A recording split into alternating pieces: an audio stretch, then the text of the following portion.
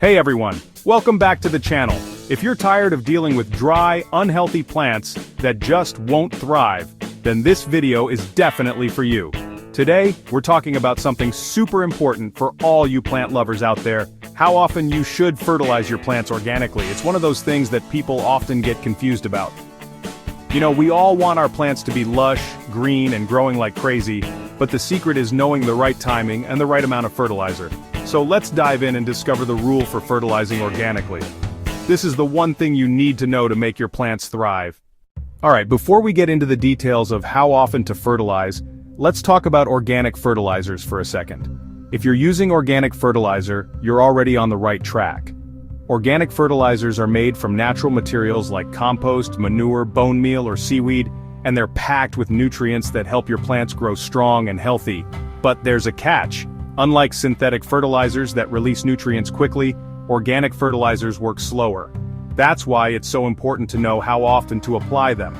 You don't want to overload your plants, and you definitely don't want to underdo it. Now that we understand what organic fertilizers are, let's talk about how they work. Organic fertilizers break down slowly over time, releasing nutrients bit by bit. If you fertilize too often, you could end up with a buildup of unused nutrients in the soil, which could actually harm your plants. Too little though, and your plants won't get the nutrition they need to grow strong. It's all about balance. Now if you're using something like compost or worm castings, you can even stretch that 4 to 6 week rule to about 8 weeks. These are slow-release fertilizers, so they keep feeding your plants over a longer period. Just keep an eye on how your plants are doing, and if they look like they're struggling, it might be time for a little boost. Organic fertilizers work a little differently than synthetic fertilizers. While synthetic fertilizers are quick release and provide an instant nutrient boost, organic fertilizers release their nutrients slowly over time. This is because they're made from natural materials like compost, manure, or bone meal, which need time to break down in the soil. This slow release is one of the main reasons organic fertilizers are so effective. They feed your plants gradually, helping them grow strong and healthy without overwhelming them with too many nutrients at once. So how does that slow release work? When you apply organic fertilizer, the microorganisms in the soil begin breaking down the organic matter. As they do, they release the nutrients into the soil, making them available to the plants. This process can take anywhere from a few weeks to several months, depending on the type of fertilizer you're using and the environmental conditions. For example, compost or worm castings break down slowly, so you may only need to apply them every 6 to 8 weeks. Other organic fertilizers like fish meal or bone meal are a bit faster acting but still slower than synthetic options, which is why they require a bit more time for their full effect to be felt. Now that you understand how organic fertilizers work, let's talk about timing. Because it's all about giving your plants the nutrients they need when they need them the most. The general rule of thumb for fertilizing your plants organically is every 4 to 6 weeks during the growing season.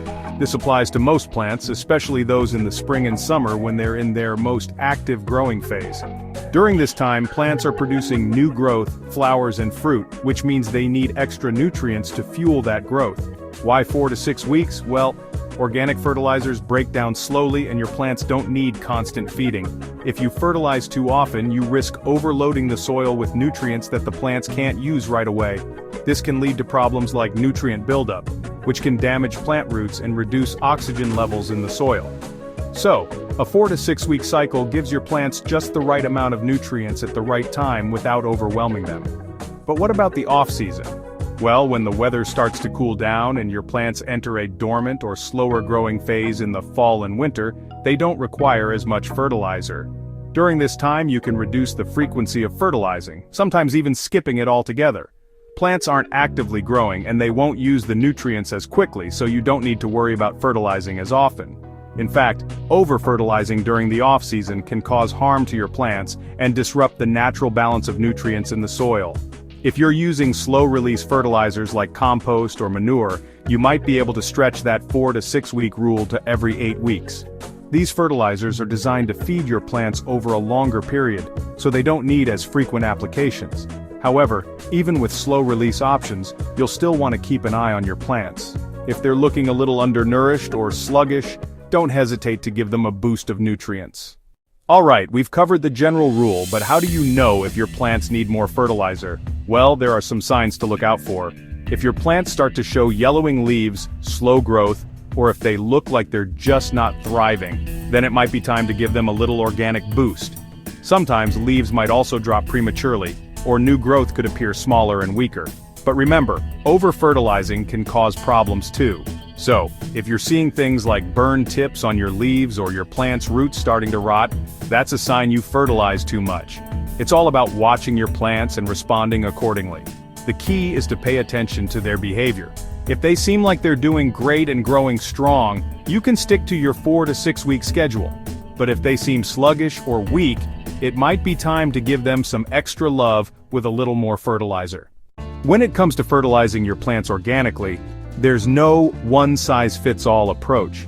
Each plant type, growing condition, and soil type may require a slightly different fertilizing schedule. So, let's dive into some special considerations that could impact how often you should fertilize and how you can tailor your approach for different situations.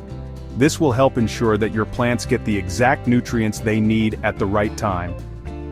One of the biggest differences in fertilizing frequency comes down to where your plants are growing. If you have plants in containers, you'll need to fertilize more often than if they're in the ground. Plants in pots have a limited amount of soil, which means there's less room for them to access nutrients.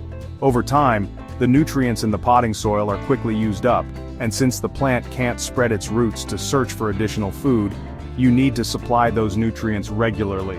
For container plants, aim to fertilize every 3 to 4 weeks during the growing season. This is especially true for fast-growing plants that demand a lot of nutrients, like tomatoes or herbs. The smaller the container, the quicker it will lose its nutrients, so you might need to fertilize more frequently. Also, containers tend to dry out faster, which can cause nutrients to leach out of the soil. To keep your plants happy, consider using a balanced organic liquid fertilizer that's easy for them to absorb quickly. The age of your plants plays a big role in how often you should fertilize them. New or young plants are still developing their root systems, so they tend to need more frequent feeding to get established.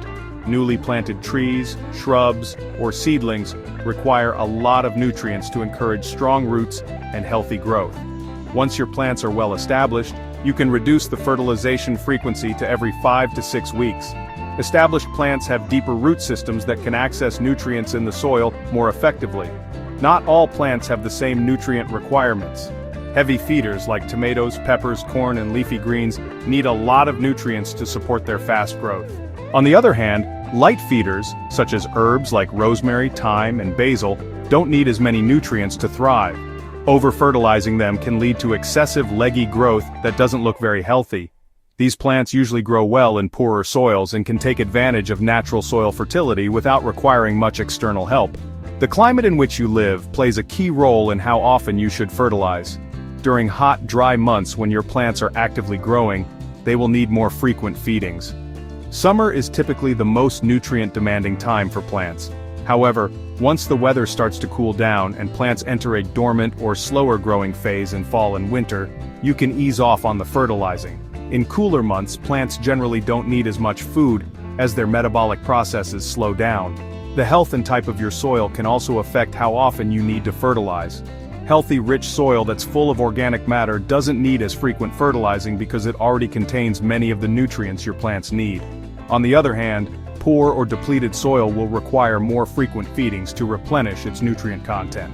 If you have sandy soil, it tends to lose nutrients quickly and may require more frequent applications of organic fertilizer. In any case, regularly adding compost or organic matter to your soil can improve its structure and fertility, reducing the need for frequent fertilizing. Fertilizing your plants doesn't have to be a one-size-fits-all approach.